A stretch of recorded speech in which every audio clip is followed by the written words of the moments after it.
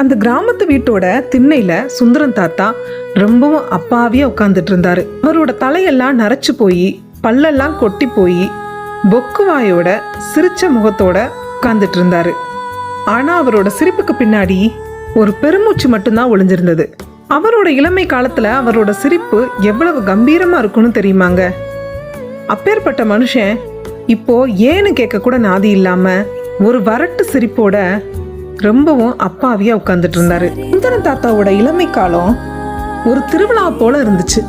30 வருடங்களுக்கு முன்னாடி அவர் தன்னோட மனைவியோடையும் 2 மகன்களோடையும் வாழ்ந்த வாழ்க்கை அத்தனை அழகு. சுந்தரம் ஒரு உழைப்பாளி, ஓடி ஓடி சம்பாதிச்சாரு. மீனாட்சி வீட்டோட தூணா இருந்து எல்லாத்தையும் கவனிச்சுக்கிட்டாங்க.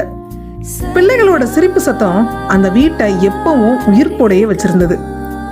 எல்லாரோட வாழ்க்கைக்கும் ஒரு வழிகாட்டியாகவும் ஒரு அங்கமாகவும் தான் சுந்தரம் இருந்தாரு. ஆனா காலம்தான் எப்பவும் ஒரே மாதிரி இருக்கிறது இல்லையே. 50 வயசானப்போ அவரோட மனைவி மீனாட்சிக்கு ஒரு கடுமையான காய்ச்சல் ஏற்பட்டுச்சு. அதுல மீனாட்சி இறந்து போயிட்டாங்க. தன்னோட வாழ்நாள்ல பாதியை தொலைச்சிட்டோமே அப்படிங்கிற ஒரு உணர்வோட சுந்தரம் நிலை தடுமாறி போனாரு. மனைவிய இழந்த துக்கத்திலையும் கூட தன்னோட பிள்ளைகளுக்காக தன்னை தேத்தி தான் ஆகணும்னு சுந்தரம் முடிவெடுத்து தன்னைத்தானே தேத்திக்கிட்டாரு. அடுத்த 10 வருஷம் வேகமா ஓடிச்சு. பிள்ளைகள் வளர்ந்தாங்க. அவங்களுக்காக திருமணமும் பண்ணி வச்சாரு சுந்தரம். 60 வயசை தொட்ட சுந்தரத்துக்கு பிள்ளைங்க தன்னோட பிழைப்புக்காக நகரத்து வாழ்க்கைக்காகவும் அப்பாவை தனியா விட்டுட்டு போகக்கூடிய சூழல் உருவாச்சு. அப்பா அங்க செட்டில் ஆயிட்டு அப்புறம் உங்களை வந்து கூட்டிட்டு போறேன் அப்படின்னு சொல்லிட்டு போனவங்க தான். எப்போயாச்சும் ஒரு ஃபோன் கால் வரும், அதோட நிறுத்திக்கிட்டாங்க. நேரம் வந்து பார்க்கறது கூட கிடையாது. இப்போ சுந்தரத்துக்கு 70 வயசை தாண்டிடுச்சு. கவிதை வரிகளைப் போல பல ஆயிரம் கேள்விகளை தனக்குள் மறைத்து தலையணையில் முகம் புதைத்து கண்ணீரால் அதை நினைத்து அவரோட இரவுகள் கழிய தொடங்குச்சு. காலையில எழுந்ததுல இருந்து நைட்டு படுக்க போறது வரைக்கும் யார்கிட்டையாவது 4 வார்த்தை அன்பா பேசணும்னு அவர் ஏங்கினாரு. வார்த்தைகள் அவர்கிட்ட தான் இருந்தது, ஆனா அதை கேட்க தான் யாருமே அங்க இல்லை. உட்காந்துக்கிட்டு வர்றவங்க போறவங்களெல்லாம் பார்த்துட்டு இருப்பாரு. யாராவது நல்லா இருக்கீங்களான்னு நலம் விசாரிச்சா போதும், உடனே தன்னோட சோகங்களை எல்லாம் கொட்டி தீத்தடணும்னு நினைப்பாரு. ஆனா வேகமா ஓடிக்கிட்டு இருக்க இந்த வாழ்க்கையில அவரோட பேச்ச நின்று கேட்கறதுக்கு யாருக்குமே நேரம் இல்லை. கடைசியா அவருக்கு துணையா இருந்தது அவரோட ஏக்கங்களும் ஏமாற்றங்களோட தாக்கங்களும் மட்டும்தான்.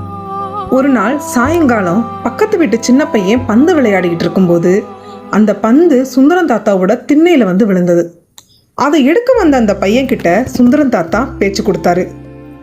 என்னப்பா அன்பு, என்ன விளையாட்டு விளையாண்டுட்டு இருக்க அப்படின்னு கேட்க ஆரம்பிச்சு அந்த காலத்துல அவர் விளையாண்ட விளையாட்டை பத்தியெல்லாம் சொல்ல ஆரம்பிச்சாரு. அன்பு தன்னோட கண்ணை அகல விரிச்சு அவர் சொல்றதையெல்லாம் கேட்டுட்டு இருந்தான். இப்படியே தினமும் சாயங்காலம் ஆனா தாத்தாவோட அனுபவமான கதைகளையும் அவரோட வாழ்க்கை முறைகளையும் கேட்கறதுக்கு வந்து உட்கார்ந்துருவான்.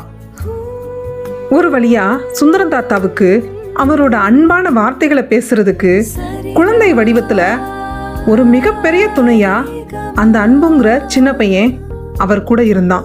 சுந்தரம் தாத்தாவோட தனிமை கொஞ்சம் கொஞ்சமா மறைய தொடங்குச்சு. கொடிது கொடிது முதுமை கொடிது, அதனினும் கொடிது முதுமையில் தனிமை. நம்மளை பார்த்து பார்த்து வளர்த்த பெத்தவங்களுக்கும் நம்மளுடைய தாத்தா பாட்டிகளுக்கும் நாம கொடுக்கிற சின்ன பரிசு ஒரு சின்னதா ஒரு அன்பு, அக்கறையான பேச்சு. அவங்க நம்ம மேல அன்பு காட்டுறதுக்கு நாம கொடுக்கிற ஒரு வாய்ப்பு. இதை மட்டும்தான் அவங்க நம்ம கிட்ட எதிர்பார்க்கிறாங்க.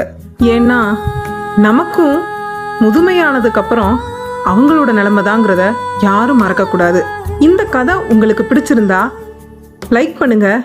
வாலுப்பையா யூடியூப் சேனலை சப்ஸ்கிரைப் பண்ணுங்க. இந்த கதையை பத்தின உங்கள் கருத்துக்களை கமெண்ட் பாக்ஸ்ல பதிவிடுங்க. நன்றி.